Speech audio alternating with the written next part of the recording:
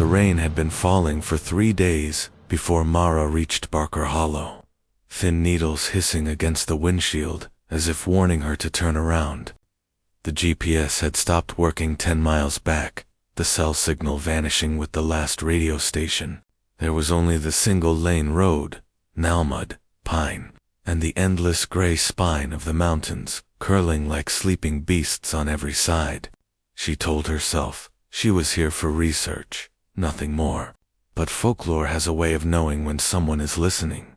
She'd come chasing a half-sentence from an 1887 ledger, payment rendered to the Barker line for covenant upkeep. The rest of the page had been torn away, burned at the edges.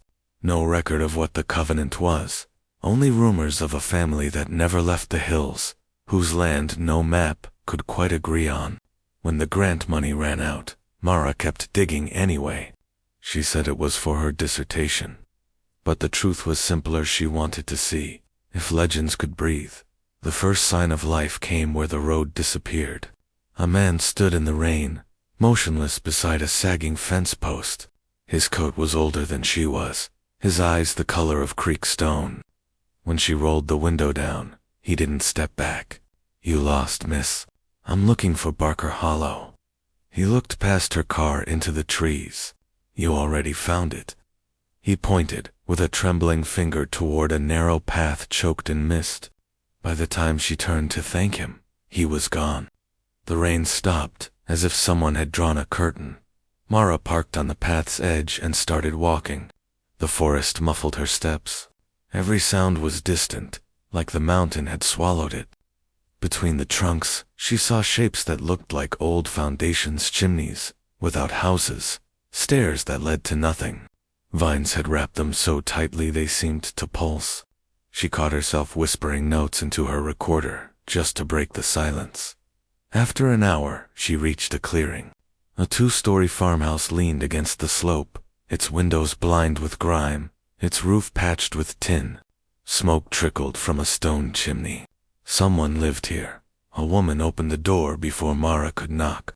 Her hair was silver, her face unlined in a way that didn't match her age. "You're the scholar," she said, not asking. "We heard you'd come," Mara stammered. "I wrote weeks ago, but never no letters come through here. Supper's near done." Inside, the house was clean, but wrong. Every piece of wood gleamed as if oiled. Every nail had shone. A faint hum came from the floorboards, low and steady like a heartbeat beneath the earth. Family portraits covered the walls. Generations of faces with the same pale eyes. In the corner sat an old man rocking without rhythm, humming a tune that seemed older than language. They fed her stew that tasted faintly of metal and herbs she couldn't name. When she asked about the covenant, the woman who introduced herself only as matron smiled. "Some call it a promise," she said. "Others, a debt. To whom?" Matron's eyes flicked toward the window, where fog pressed like breath on glass. "To what keeps the mountain standing."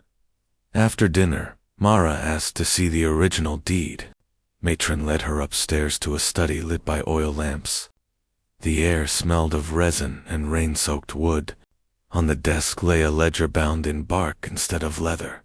The ink inside shimmered green in the lamplight, words written in looping hand that shifted when she blinked. Every few lines repeated the same phrase: "We feed the roots so the hill does not wake." Mara felt dizzy. The hum under the floor grew louder, pulsing through her ribs. "What does it mean?"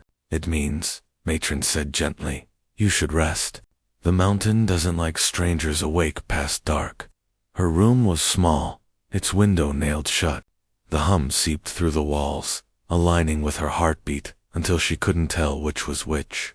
She tried recording a voice memo, but the mic filled with static and a whisper she couldn't understand. Sleep came in pieces.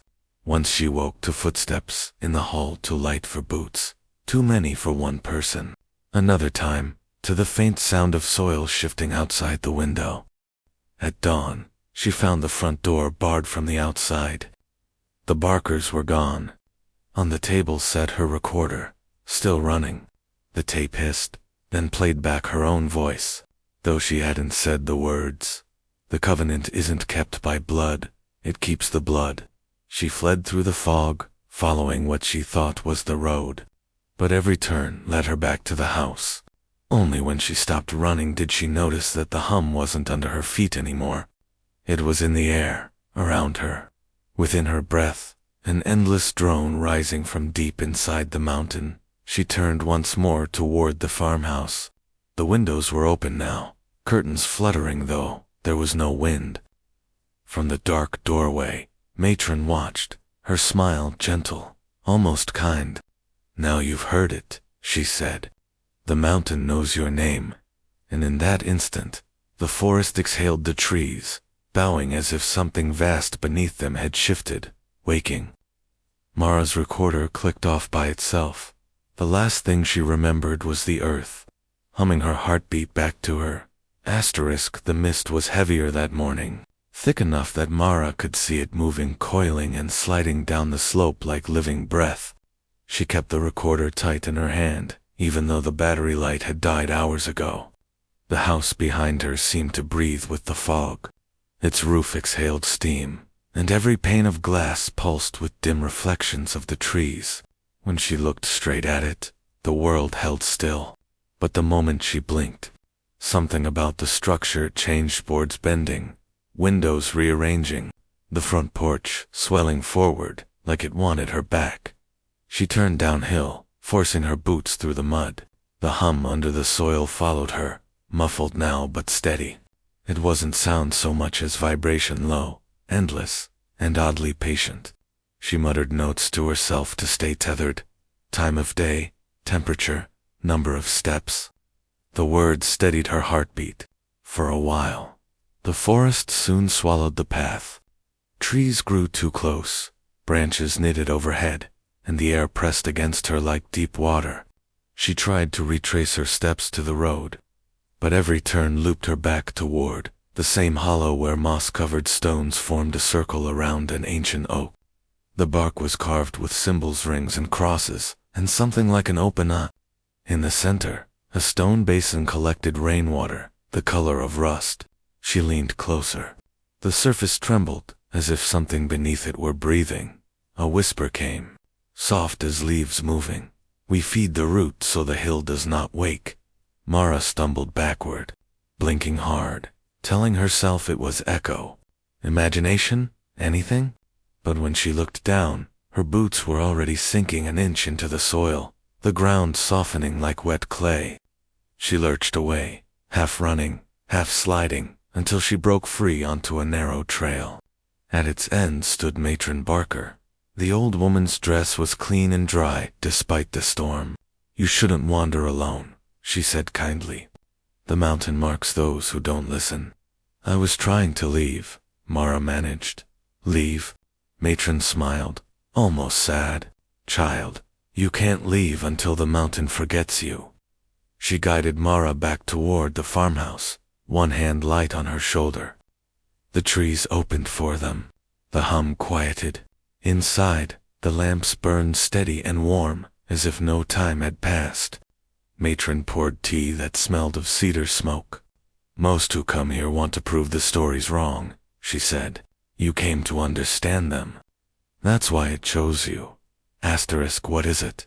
Mara asked. Matron's eyes flicked toward the floorboards. "The foundation. The first thing buried when these hills were raised. My people made a covenant to keep it asleep. We keep the land for Doffer. It's sound, memory, prayer. If we stop, it remembers hunger." Mara felt the house vibrate faintly around them. The walls creaked like ribs shifting. "I heard a voice in the woods. It's the same voice that made these mountains. The same that taught us the hymn." Matron's tone softened. "You heard it because you carry questions. Questions are cracks, and cracks let it through." That night, the Barkers gathered in the yard. There were more of them than she'd seen before, men and women of every age, standing in a ring around the oak that grew beside the house. Lanterns hung from the branches, their light trembling. Matron raised a hand and began to hum. The others joined, a single note that quivered through the ground. The sound wasn't quite music. It was the same frequency Mara had felt in her bones since she arrived. She pressed her hands to her ears, but still heard it, as if it came from inside her chest.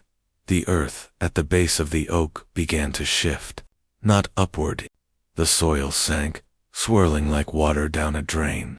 Something gleamed faintly far below. Matron turned to her. "Now you see our work." Mara forced herself forward, peering into the hollow. Roots twisted in the dark, thick as cables. Between them glowed veins of dull gold light, pulsing to the rhythm of the chant. Each pulse made the air vibrate harder. She tried to speak, but the sound left her mouth as steam. When the song ended, the ground stilled. The barkers lowered their heads and went inside, leaving her alone beside the tree. The hole was gone. Only smooth mud remained. Back in her room, she wrote everything down. Her handwriting slanted, letters stretching like vines. She tried to sketch the symbols from the oak, but each line blurred the moment she looked away. The hum returned, gentle now, whispering beneath the words. "We feed the root." Sometime before dawn she woke to find her notebook open on the floor. Across the last page, in handwriting not her own, was a sentence. "If the mountain sleeps, the world stands. If it wakes, all breath becomes stone." Her recorder switched on by itself. Through the static came Matron's calm voice. "Tomorrow, you'll see the heart." The following day, the mist cleared. The sky was colorless, the air unnaturally still. Matron waited by the barn, a lantern in hand. "It's time," she said, and started toward the ridge. They walked until the trees thinned and the earth sloped into a basin filled with fog. A wooden hatch lay at its center, bound with chains that looked older than the farm itself. Symbols carved along its rim pulsed faintly like embers in ash. Mara's breath clouded though the air was warm. "This is where the first barker swore his oath," Matron said. "He sealed the hunger here, and the mountain blessed our line. We tend it so the land above stays kind." Mara felt drawn toward the hatch, as if the fog tugged at her pulse. "What happens if it's opened?" Matron's smile didn't reach her eyes. "Then you'd hear its true name." The hum grew until the ground trembled. The chains rattled once. Just once. Then silence. Matron turned to her. "You asked to understand. Understanding always requires a cost." Mara's voice broke. "Whose cost?" Matron's lantern dimmed. "The one who listens too closely." The earth under Mara's feet softened again. She looked down, saw faint golden veins spreading outward from the hatch, crawling toward her boots like roots seeking water. The hum swelled to a living heartbeat. She stumbled backward, and the fog rose, wrapping her waist, her arms, her throat. Matron watched without moving. "It's begun," she murmured. "The covenant accepts you." Mara screamed, but the sound came out as vibration, swallowed by the air. For an instant she felt the mountain breathing through her, its exhale warm and endless. Then everything went still. The fog thinned. Matron stood alone beside the sealed hatch, her face calm, her eyes glinting with reflected gold. High above the ridge, a raven circled once and flew toward the gray horizon. Far below, under the earth, something echoed Mara's last heartbeat and kept beating long after hers stopped. When Mara woke, she was underground. At first she thought it was night again, but the air had a faint golden haze, as though light were trapped in dust. The soil around her pulsed gently, expanding and shrinking like breath. She reached out and touched it. The earth was warm, not cold, and slick with something that shimmered like resin. A heartbeat echoed through the rock, slow and deliberate. Each thud sent ripples of light through the tunnels that surrounded her. She tried to remember how she had come here. There had been fog, the old woman's voice, the ground melting beneath her. Now there was no sound but the mountain itself. Her body felt lighter, yet when she moved, the walls moved with her, folding inward as though she were inside a vast lung. "Breathe easy," said a voice that might have been Matron's, but softer, stretched thin through distance. "The route knows you now." Shapes appeared in the dim gold light, faces pressed in the soil, faint outlines of hands that shimmered and faded. They weren't frightening. They looked almost peaceful, as though sleeping within amber. The hum around her deepened. She felt thoughts that weren't hers, brushing her mind. Fragments of prayer, rain, time. The mountain was not dead stone. It was memory. Images bloomed behind her eyes. A time before roads, before names. People kneeling where the valley would one day be, their voices raised to the ridge. They offered fire and song to something vast that stirred beneath them. The mountain accepted the sound and gave them shelter. That was the covenant, the promise, to keep speaking so the land would stay alive. But voices fade, and silence breeds hunger. When the Barkers' ancestors built the farmhouse, they found the old hollow already humming. They were chosen to keep the rhythm. Each generation sang to the roots, fed the mountain stories so it would not wake angry. And now it had chosen Mara, because she had come listening. The earth around her thinned, revealing veins of quartz that glowed with a heartbeat of their own. She realized she wasn't buried, she was in the mountain's memory, walking through centuries compressed into breath. The hum rose higher, until it turned into words she almost understood. "Remember us? Keep the telling alive." Mara pressed her palms to the stone. "I will," she whispered, and the rock warmed under her skin. The next moment she was back in the farmhouse, sunlight spilling through broken shutters. Dust drifted in the air like pollen. Her notebook lay open on the table, its pages covered in fresh writing. Every line she'd ever written about folklore, every field note, had rearranged themselves into a single long verse, a hymn in the same looping script as the old ledger. Outside, the hollow was silent. No hum, no wind. The oak by the house had shed all its leaves overnight. Beneath it, Matron Barker waited, still and smiling. "You came back?" she said. "Did I leave?" Mara asked. The old woman nodded toward the hills. "Not all of you." Mara felt the truth of that in her bones. The rhythm of the earth still matched her heartbeat. When she looked at the horizon, she could almost see the ridges breathing. Matron placed a small stone in her hand, smooth, warm, engraved with the eye symbol from the oak. "Every keeper carries one," she said. "It remembers the song when we forget." The stone pulsed once, faintly. Mara slipped it into her pocket.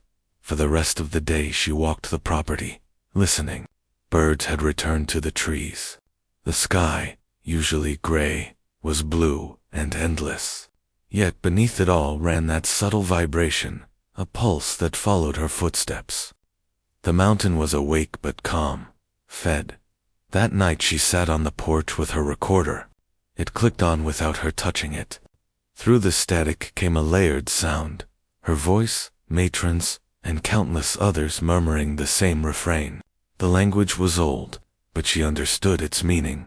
Keep watch, speak, remember. When dawn touched the peaks, she packed her bag.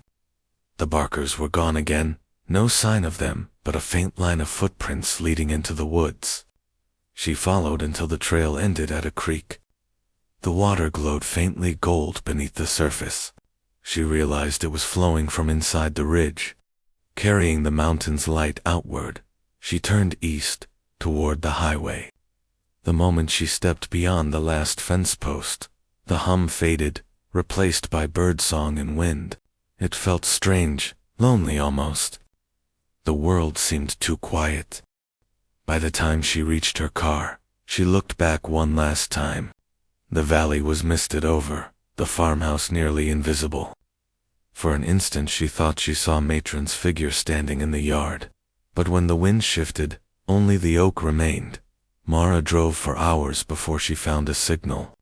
The first thing she did was upload her field notes, every word of them, to the archive. She didn't edit the strange hymn that had appeared in her notebook.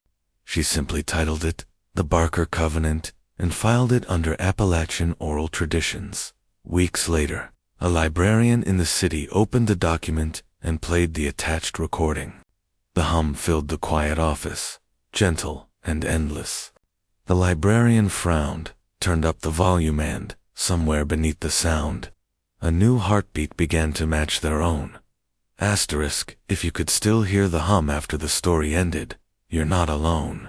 The Barker Covenant was never about monsters, it was about memory, and what happens when the land remembers us back. If that resonance stayed with you, share this tale with someone who loves the strange heartbeat of old Appalachia. Then tell me in the comments, do you think the mountain ever really slept? Or are we just part of its dream now? Subscribe or follow for more hidden history, folklore, and the stories that hum under our feet.